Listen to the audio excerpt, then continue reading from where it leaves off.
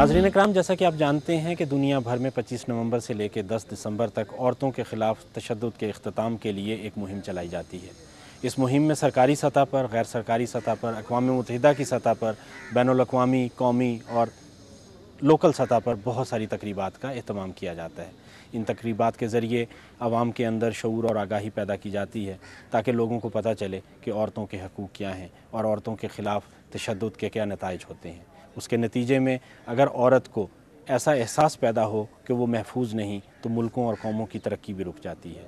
कौम की तरक्की के लिए ज़रूरी होता है कि उसकी आधी आबादी जो कि औरतें हैं उनको तहफ़्फ़ुज़ का एहसास दिलाया जाए, और ये सिर्फ़ एहसास ही ना हो बल्कि इसके लिए ऐसे अमली इक़दामात हों कि जिसके नतीजे में वो अपना वो भरपूर किरदार अदा करें जो कि मुआशरे की तरक्की के लिए ज़रूरी होता है। नाज़रीन इकराम, इस सिलसिले में हुकूमत पाकिस्तान ने अपनी सतह पर और पाकिस्तान में मौजूद बहुत सारे बैनुल-अक़वामी और कौमी इदारों ने मुख्तलिफ़ तक़रीबात का इनेकाद किया। पाकिस्तान की तारीख़ भी औरतों की उन कुर्बानियों से भरी हुई है जिन्होंने जमहूरियत के लिए बेहद कुर्बानियाँ दी। अगर इसी तरह की कुर्बानियों की कहानियों को जमा किया जाए तो बैनुल-अक़वामी सतह पर भी और कौमी सतह पर भी आप देखेंगे कि हमारे मुल्क की औरत ने उस जद्दोजहद के ज़रिए वो मुकाम हासिल करने की कोशिश की है कि जो उसका हक़ है, जो खुदा ने दिया है।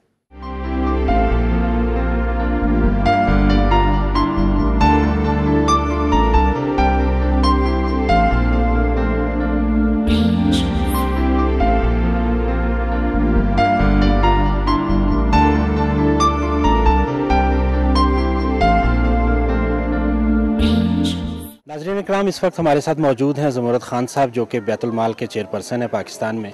चेयरमैन बैतुल माल की हैसियत से उन्होंने ये फरमाया कि बैतुल माल और हुकूमत पाकिस्तान हर सूरत में औरतों के हकूक़ के तहफ़्फ़ुज़ और उनकी फ़लाह बहबूद के लिए हर कदम उठाएगी। आइए उनसे पूछते हैं कि बैतुल माल किस तरह से हुकूमत पाकिस्तान के एक इदारे की हैसियत से औरतों के हकूक़ के तहफ़्फ़ुज़ और उनकी बहबूद के लिए काम कर रहा है। सबसे पहले तो मैं औरत फाउंडेशन के तमाम अरकान को मुबारकबाद पेश करता हूँ कि आज बड़े अच्छे तरीके से उन्होंने यहाँ पे ये प्रोग्राम मुनक्किद किया। औरतों के हवाले से अवेयरनेस के और औरतों पे तशद्दुद के हवाले से अवेयरनेस का जो प्रोग्राम है उन्होंने पेश किया। पाकिस्तान बैतुल माल में ख़वातीन के बेशुमार प्रोजेक्ट्स हैं। इसमें वैसे तो हमारे अपने सलाई सेंटर्स, दस्तकारी सेंटर्स, वो तो एक अलग चैप्टर है, लेकिन पाकिस्तान भर के अंदर जितनी भी बीमार ख़वातीन से पूरे मुल्क के अंदर, हेपेटाइटिस सी के अंदर, हार्ट के अंदर, कैंसर के अंदर, उनके इलाज के लिए पाकिस्तान बैतुल माल 6 लाख रुपए तक प्रोवाइड कर सकता है किसी भी सरकारी हॉस्पिटल में। इसके अंदर आज़ाद कश्मीर भी शामिल है, इसमें गिलगित बल्तिस्तान भी शामिल है। मैं ये चाहता हूँ कि ये मैसेज पूरे पाकिस्तान में जाए कि जितनी भी बीमार ख़वातीन हमारी बहनें और बेटियाँ हैं वो अगर इलाज करवाना चाहें तो पाकिस्तान बैतुल माल उनके साथ चलने के लिए तैयार है। आज के प्रोग्राम के हवाले से जो मैंने यहाँ पे अभी अनाउंसमेंट की कि जितनी भी ख़वातीन जेलों के अंदर बंद है, जिनके पास जुर्माना देने के लिए नहीं, 50,000 रुपये तक पाकिस्तान बैतुल माल उनकी हेल्प कर सकता है। पूरे पाकिस्तान के अंदर जितनी भी जेलें हैं, इसमें आज़ाद कश्मीर भी शामिल है, गिलगित बल्तिस्तान भी शामिल है। समीना, बहुत शुक्रिया, आपने हमें टाइम दिया। ये बताइए कि इस तरह की तकारीब से औरतों के हकूक़ के लिए क्या फ़ायदा होता है? आज की जो औरत फाउंडेशन की तकरीब है, ये एक बहुत ही मुनफरद और नहायत ज़रूरी तकरीब है, क्योंकि ऐसी तकारीब से हम सब जो इस जदोजहद में काम करने वाले हैं, हम ये इस बात का आदा करते हैं कि हमने अपनी जद्दोजहद को और फैलाना है और नए लोगों तक लेकर जाना है। अच्छा, ये बताइएगा कि यहाँ पे आज बात हो रही थी सेक्सुअल हैरेसमेंट बिल की, उस हवाले से हुकूमती इक़दामात जो हैं वो काफ़ी हैं? ये जो नया कानून बना है, इसको दूर दर तक पहुंचाने के लिए हमें बहुत काम करना पड़ेगा। हमारे मुल्क की आबादी बहुत बड़ी है, हमारे मुल्क में बहुत ज़्यादा नाखानगी है, तो ये कानून जो बना है, अब इसको आवाम तक पहुंचाना, औरतों तक पहुंचाना, दफ्तरों तक पहुंचाना, पुलिस वालों तक पहुंचाना, ये हम सबको मुश्तरका तौर पे हुकूमत को, NGOs को, मीडिया को मिलकर ये मैसेज पहुंचाना होगा। अच्छा, ये बताइएगा कि इन कवानीन से और हुकूमती इक़दामात से देही औरत की ज़िंदगी में क्या फ़र्क पड़ रहा है? सबसे पहले तो औरत को एक आगाही मिल रही है। पहले औरतों को पता ही नहीं होता था कि तशद्दुद एक जुर्म है। पहले औरतों को पता ही नहीं होता था कि उनका भी हक है कि वो जो खेत खलियान में मजदूरी करती हैं उसका मुआवजे का उनका भी हक है। तो आगाही जो है वो तब्दीली का पहला कदम होती है। तो जब तक आगाही मिलती रहेगी, तब्दीली की जो है वो चांसेस रहेंगे।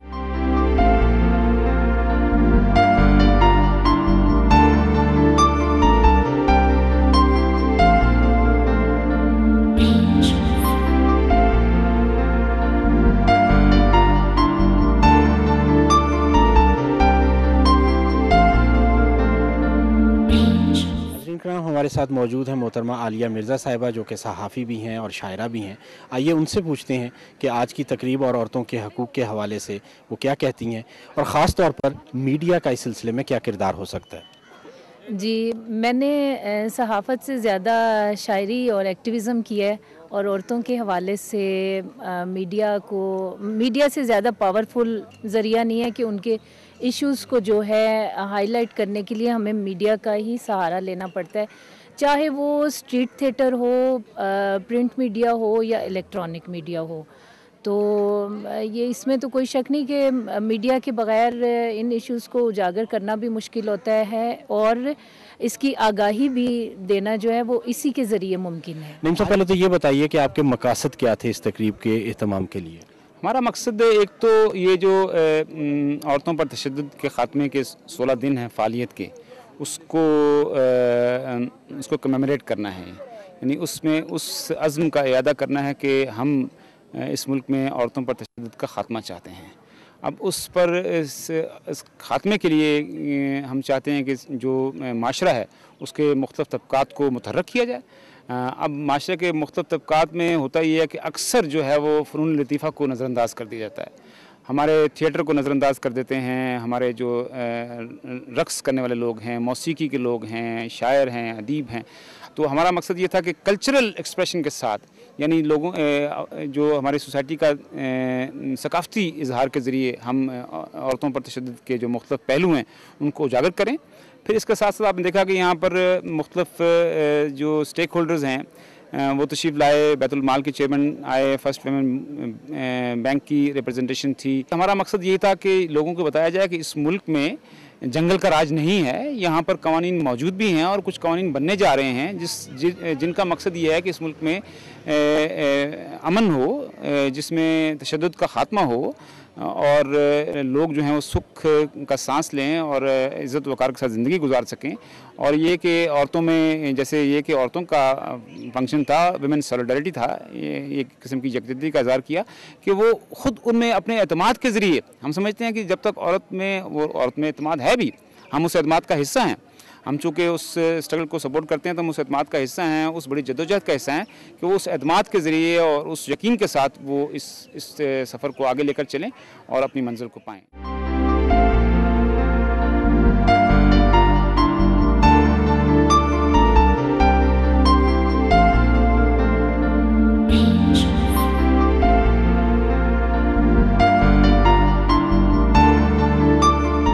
ये बताइएगा कि सैलाब के दिनों में आपने बहुत जद्दोजहद की और अपनी मदद आपके तहत आगे बढ़ी, वो कौन सा जोश और जज्बा था जिसने आपको इस पे मजबूर किया?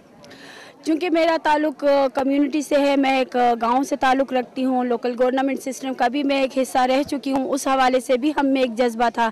फिर जब हमने ऑक्सफैम जीबी के साथ 50 वुमेन का ग्रुप बनाया तो उस वक्त हमें ये एहसास हुआ कि हमारी जो बहनें मुसीबत में हैं, हमें उनकी अपनी मुसीबत को भूलकर उनकी मुसीबत में उनके काम आना चाहिए। इसी जज्बे के तहत हम अपने घरों को छोड़कर बाहर निकले। हमारे सैलाब में हमारे घर लुट चुके थे, हमारा सामान लुट चुका था, लेकिन उन सब चीज़ों की परवाह किए बगैर, रमज़ान का महीना था, अपने बच्चों की परवाह किए बगैर हम अपने घरों से निकले और अपनी बहनों की मदद के लिए हम बाहर आए। मैं ये समझती हूँ कि इस अफरा तफरी के दौर में और बेचैनी के दौर में आपने बहुत अच्छा किया और यकजहती मेले का जो इनेकाद किया है, तो पैगाम तो मेरा यही है कि हम सब एक हैं।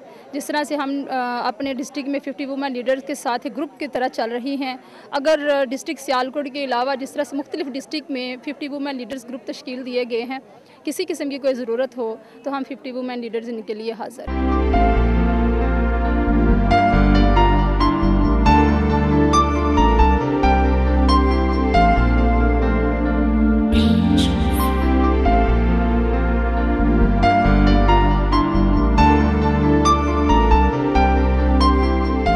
पहले तो हम अवेयरनेस बहुत ज़रूरी है, राइट्स के हवाले से उन्हें पता चले ख़वातीन को कि हमारे हकूक़ क्या है और उसके लिए हमने जिद्दोजहद कैसे करनी है। क्योंकि हमारे देहातों में तो आज भी औरत ये समझती है कि जुल्म सहना एक बहुत बड़ी अच्छी बात है, वो एक अच्छी और पतिवर्ता किस्म की जो बीवी होगी जो जुल्म सहेगी बहुत अच्छी है। इसी तरीके से बेटियों के हवाले से जो वहाँ पे मतलब इम्तियाज़ रखा जाता है तो वो ज़ाहिर है कोई मर्द या ससुर या बाप नहीं रहता, ज़्यादातर वो माँ ही कर रही होती है। क्योंकि ये रवैये सदियों से आते जा रहे हैं और उनकी तो रूम में रच बस गए हैं, लिहाजा इनको इसको मेरे ख्याल में तोड़ने के लिए, इस हिसार से उनको निकालने के लिए भी हमें बहुत एफर्ट की ज़रूरत है। लेकिन बहरहाल बहुत खुश आइंद बात ये है कि अब अवेयरनेस मतलब हो रही है। ख़वातीन, एक देहात की ख़वातीन भी कम से कम ये जानती है कि मेरी बच्ची को पढ़ने का हक़ है।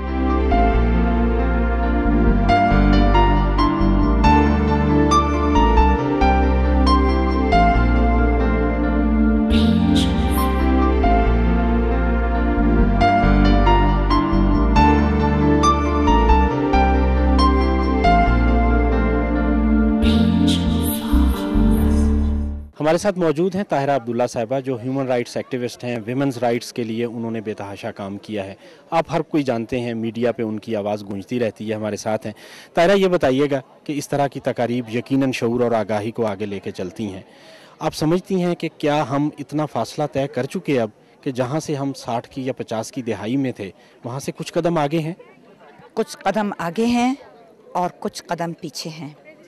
लेकिन ऐसा है कि मैं समझती हूँ कि आपने शऊर और आगाही बढ़ाने की बात की, इसके साथ साथ कुछ और भी चाहिए। हमें हरकत चाहिए, एक्शन चाहिए। सिर्फ शऊर और आगाही बेदार करके टेलीविज़न के सामने घर बैठ के टॉक शोज़ देख लेना और तकरीबात की कवरेज देख लेना ख़बरनामे में, ये काफ़ी नहीं होगा। बाहर निकलना होगा, आवाज़ बुलंद करनी होगी, कंधे से कंधा मिलाना होगा और मैं समझती हूँ कि तहरीक में एक मुतहर्रिक हिस्सा और फ़ाल हिस्सा बनना होगा, वरना बात बनेगी नहीं। क्या आप समझती हैं कि हमारी गैर सरकारी तंजीमें इस तहरीक को, जिसका आपने जिक्र किया, आगे बढ़ाने में हुकूमत का साथ दे रही हैं? इसमें तो कोई शक नहीं है कि तमाम गैर सरकारी तंजीमें और हुकूमत के मुख्तलिफ इदारे और सिविल सोसाइटी में मीडिया को हम अच्छा एक किरदार अदा करते हुए देख रहे हैं। हर तरह के शोबाहाए ज़िंदगी के अफराद शामिल हो रहे हैं।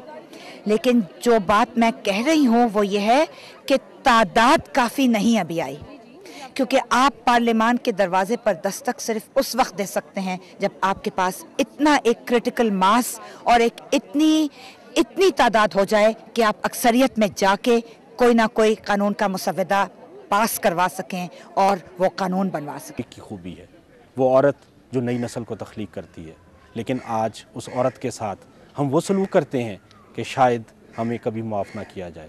यकीनन हुकूमत पाकिस्तान ने एक ऐसा कदम उठाया और औरतों के ख़िलाफ़ हैरासमेंट का कानून बनाया। अब उसकी इम्प्लीमेंटेशन की ज़रूरत है। उसकी इम्प्लीमेंटेशन उन इदारों ने नहीं करनी जिन्होंने यह कानून बनाया, बल्कि अब ये ज़िम्मेदारी मेरी और आपकी है कि हम हर जगह पे, हर इदारे में, हर वर्क प्लेस पे इसको इम्प्लीमेंट करवाएं।